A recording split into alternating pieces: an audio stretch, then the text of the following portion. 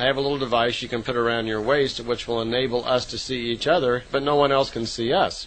So she's putting this around his waist, and as she's doing it, suddenly Billy can see Ascot kind of kneeling down in front of him, attaching this thing to his waist. And he's kind of surprised because now he can see himself, and now he can see her, but no one else can see them. They're just kind of hanging there in space because he can't even see the ship around him. So they leave the ship, and they find themselves standing on the ground there next to the Sphinx, and there are people milling about.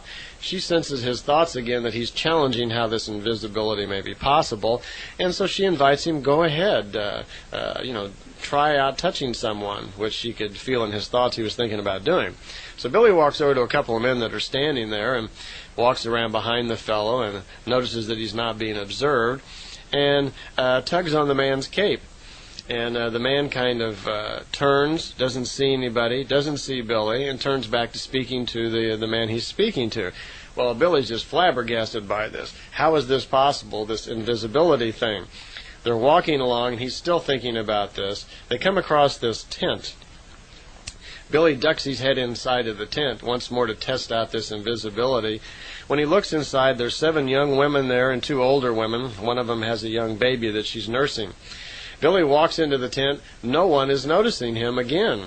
Now, in this type of world, if young women are in a tent, they would have surely noticed a man coming in, especially one that was sitting there nursing a child. And they're washing clothes. Ascot follows Billy right inside of the tent. Actually, I should be calling Billy Edward now, because at this point in his life, the name Billy has not been used. And Ascot is calling him Edward, so I'll try to remember to call him Edward throughout these travels here, because the name Billy has not even come up yet in his life. That's not his real name. It's just a name that he adopts later on in life because of his fondness for the Westerns, and in particular Billy the Kid.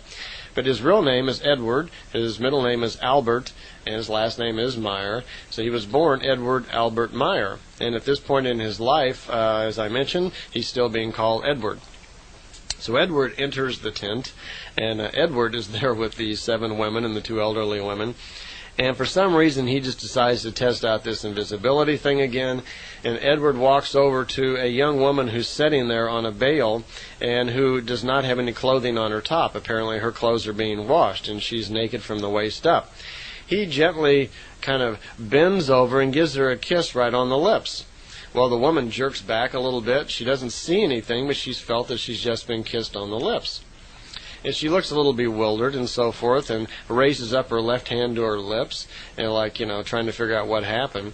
Well, her hand falls back down to her side, and Billy does it again. This time he moves in and gives her an even nicer, warmer kiss right on the lips. And the woman, her eyes just kind of roll back, and like she's enjoying it. And suddenly, she just seems to kind of swoon and begins to faint, like she's going to fall over. Well, Billy catches her and helps her sit back upright. The other women in here aren't even noticing this. Okay, well, I guess if they can't see Billy, what would they notice? So the woman that he's just kissed, after a minute or so, kind of clears her head and gets her consciousness and begins to explain what just happened to the other women that are in the tent. And Billy hears Semyosi just kind of lightly laughing in his head. And so the other women swarm around her, and Billy says, Edward says, what's going on to Ascot? And she says, well, that the woman has just felt like she's been kissed by an angel. And she's explaining that to all the other women. Billy goes over, and he goes to each one of the other women that he can get to, and he kisses each one of them also right on the mouth. And one by one, they're all excited and so forth. And as they leave the tent, Billy is, remarking about why are they all getting so excited? And, will they think this is a strange experience? And Ascot remarks that, no, Edward, it's not a problem, that she had pushed into the thoughts of all the women that they had just been visited by a loving angel of luck. And now that their life surely would be better in the future, because it's certainly been hard in the past. So they all feel like they've had a wonderful angelic experience. So Edward somehow feel like he contributed to the welfare of these women who are washing clothes. They no sooner leave the tent, which is right next to where the Great Pyramid is, when Ascot leads Billy right into the side of the pyramid. Apparently, somehow with these devices. It doesn't say they go around and walk in the door of it. It's more suggestive that somehow they go right through the side of the wall and find themselves in these long, dark corridors somewhere in the deep part of the pyramid. They do not go up into the king's chamber or the queen's chamber. They are somehow down in the lower part of the pyramid in some dark hallways which are not accessible to the normal people and don't even know they exist. They move along these corridors. They're being very quiet, and still they're invisible. They come into a particular area where there's some big altar there. There's even a guard standing there, and Billy's a little surprised. And it's a armed guard of some type, a human-looking individual. And Ascot warns Edward and telepathically to be very quiet, that they're going to move right past this guard. They don't want to be sensed here.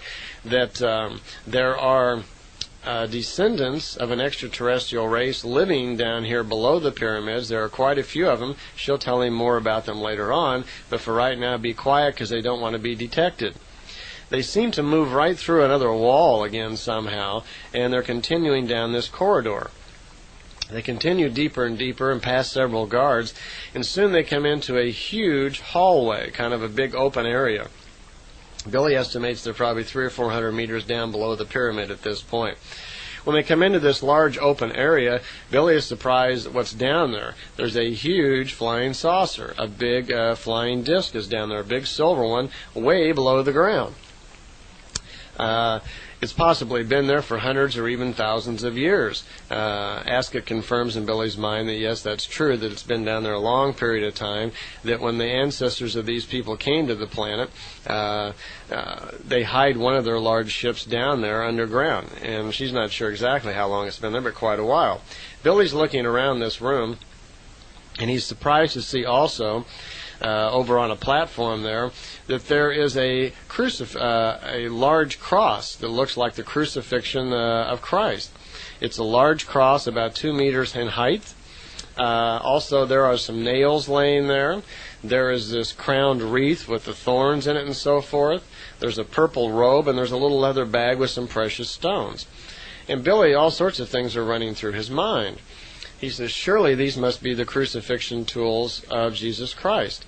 But he's a little confused because early in his life, Sfath had taught him that the crucifixion was real, except that Emmanuel really did not die.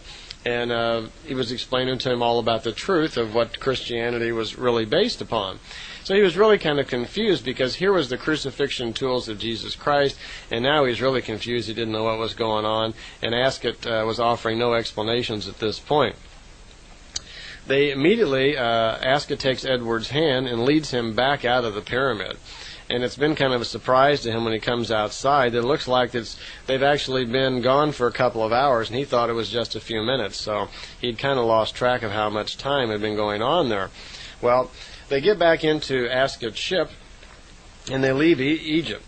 And when they do, they fly back to the area in Jordan where the other ship is also waiting, and they land in this remote area in the wasteland somewhere, in the Waste Mountains and somewhere where the Dead Sea is at.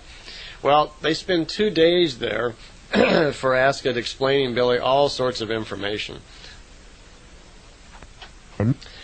During these two next days in the ship alone with Ascot, this actually is the beginning, you might say, of Billy's mission. For the next 2 days, she explains many things to him about himself, his future, his life, and start to explain some very important things that he's going to need in his role as a prophet during this lifetime. One of the things they talked about was creation.